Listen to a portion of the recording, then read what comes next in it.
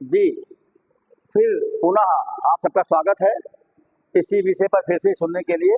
एक अच्छे श्रोता के रूप में मेरी बात को आप सुन लीजिए। आदर्शवाद प्राचीनतम दर्शन का पहला दर्शन है।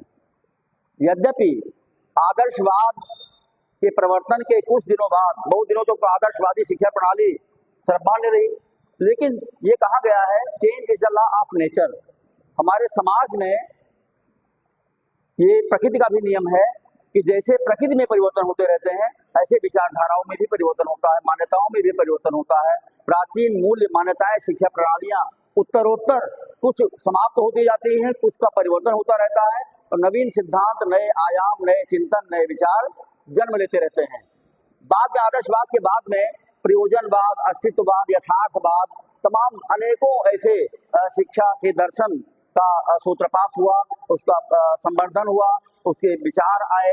अनेकों विद्वानों ने अपने शैक्षिक शिक्षा प्रणाली पर अपना अमूल्य योगदान दिया।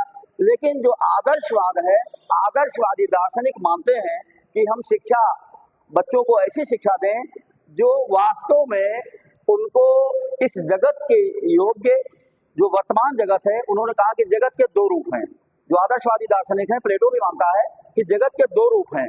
एक तो है भौतिक संसार, जिसको हम देखते हैं, जहां पर रहते हैं, जहां पर खाते हैं, सांस लेते हैं, बातें करते हैं, व्यवहार करते हैं, तमाम तरह का व्यापार करते हैं, कृषि करते हैं, सब कुछ करते हैं। ये भौतिक व दृश्य संसार है। और दूसरा जगत है स्पिरिचुअल वर्ल्ड, चाहे उसको आध्यात्मिक जगत कहें, चाहे उसको विचार जगत कहें।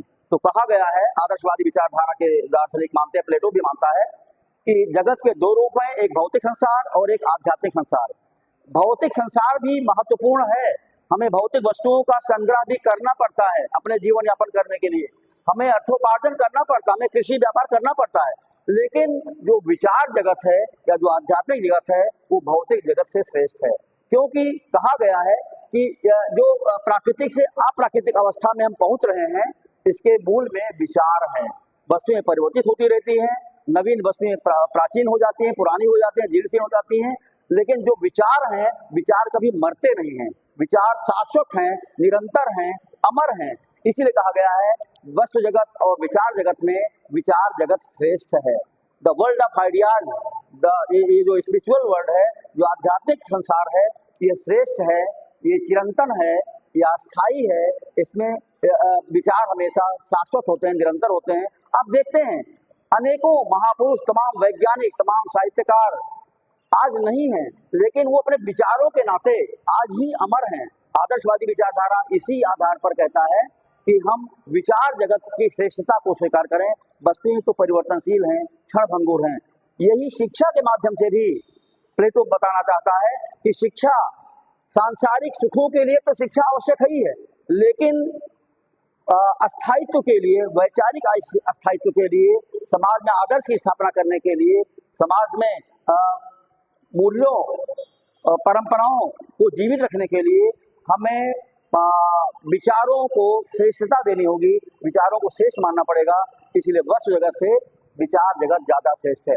इसीलिए इसको आइडियलिज्म को आइडियाइज्म भी कहा गया है। एक तरफ ये आदर्शवाद इसका नाम है, लेकिन दूसरी बात इसको विचारवाद भी कहा गया है, क्योंकि विचार श्रेष्ठ हैं, विचारों से नवीन वस्तुओं का निर्माण होता रहता है, इसलिए विचार जगत श्रेष्ठ है। धन्यवाद।